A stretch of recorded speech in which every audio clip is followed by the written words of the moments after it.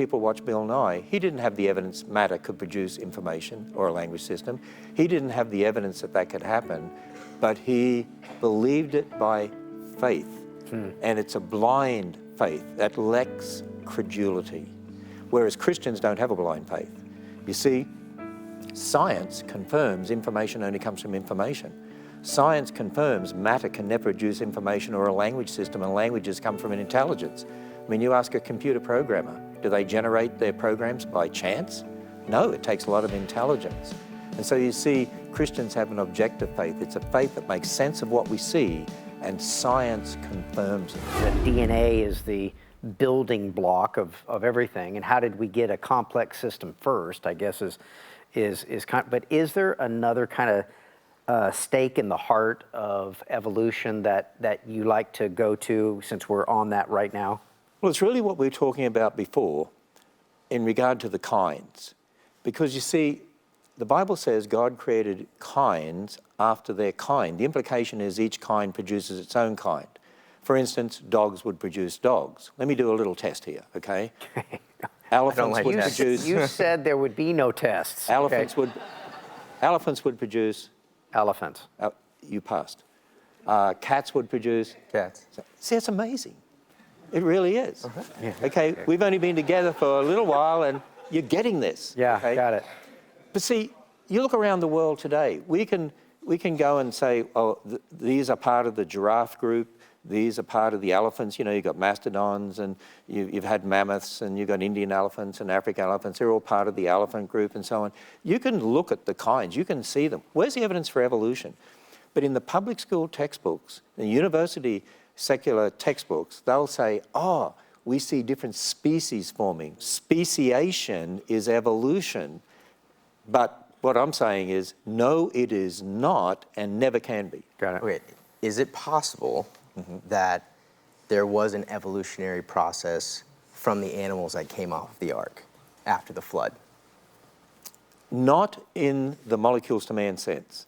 See, people will have heard of the terms macroevolution and microevolution. I don't personally like to use them because when most people hear the word evolution, they're thinking in terms of molecules to man, ape-like creatures to people.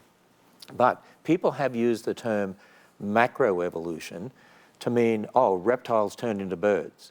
Is there any evidence of macroevolution? Absolutely not. Then there's a term they'll use called microevolution when they're looking at speciation. Well, that is not evolution in the molecules to man sense. See, when two dogs come off the ark, and then they produce more dogs, and they produce more dogs, and you end up with lots of dogs. Okay, it's pretty scientific stuff. So we get lots of dogs.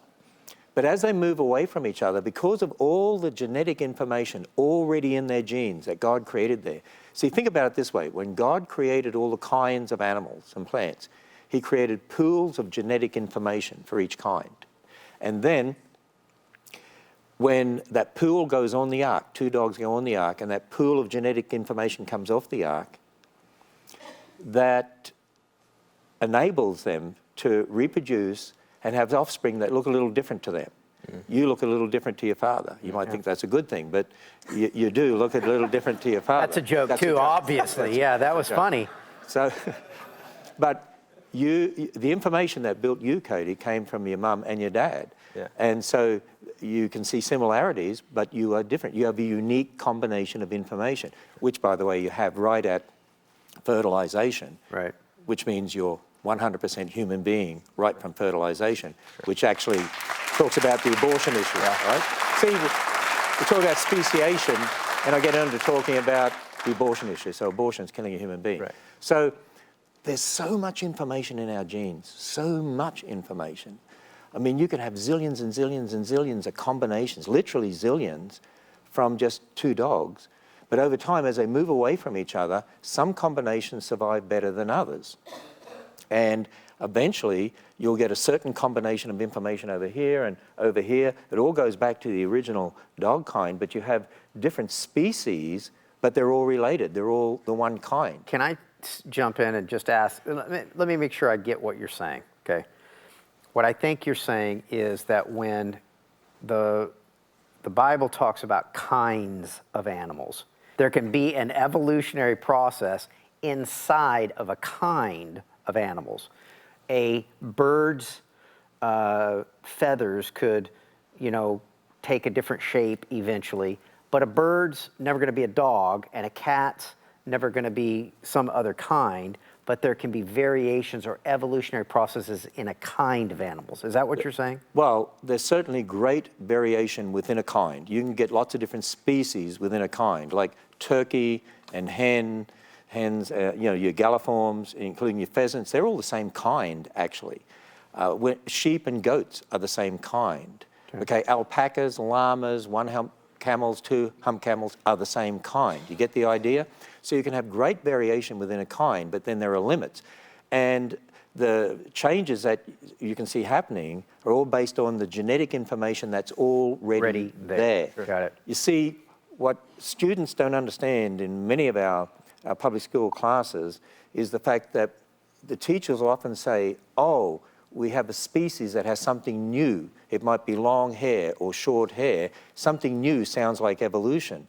But what's new is the combination of information that was already there, the combination to give short hair or long hair, the information that was already there. No new information is produced. By the way, something similar really occurred in the humankind. You think about it. You've got the Australian Aborigines and the American Indians, and you've got Fijians and Hawaiians. You can look around and say, that particular group of people belong to the Australian Aborigines, and yet we're all human beings. How could that be? Think about the event in the Bible, the Tower of Babel. Babel, I don't know what you say. Babel. Yeah. Babel.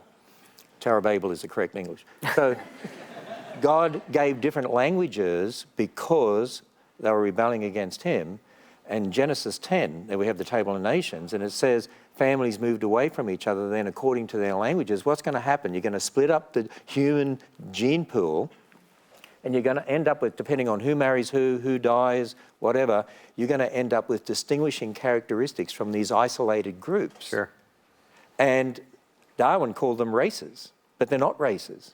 We all go back to Adam and Eve. There's only one race. And by the way, the Bible has the answer to the issue of racism. We're all one race. Actually, did you know we're all the same skin color? See, there's a pigment called melanin. Melanin is a brown pigment. It's the main pigment we have in our skin. It's produced in your epidermis here, in the top layer of your skin. And there's these little cells that have like little tentacles. It's like an upside down umbrella. And they're called melanocytes. And they have little organelles in them called melanosomes that produce packages of melanin, and that migrates to the surface of your skin. So if you have genes for a lot of melanin, you'll have very dark skin. If you have genes for a little bit of melanin, you'll have very light skin. Actually, there's no black, there's no white. Think about it. See that white sheet of paper? Could I have that for a moment?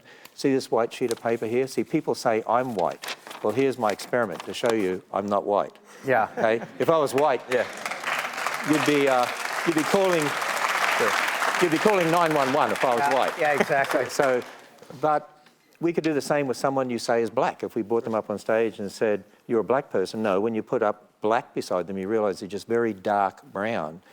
And that's just a variation because of our genes as to how much of the pigment you have. Wow. So it's not what color you are, it's what skin shade you are. But the point I'm saying is those sorts of differences are because of the genetic information that God put in the original humankind. Noah and his family carried on the ark, and then as they had children, then the Tower of Babel. You get different people groups developing different cultures.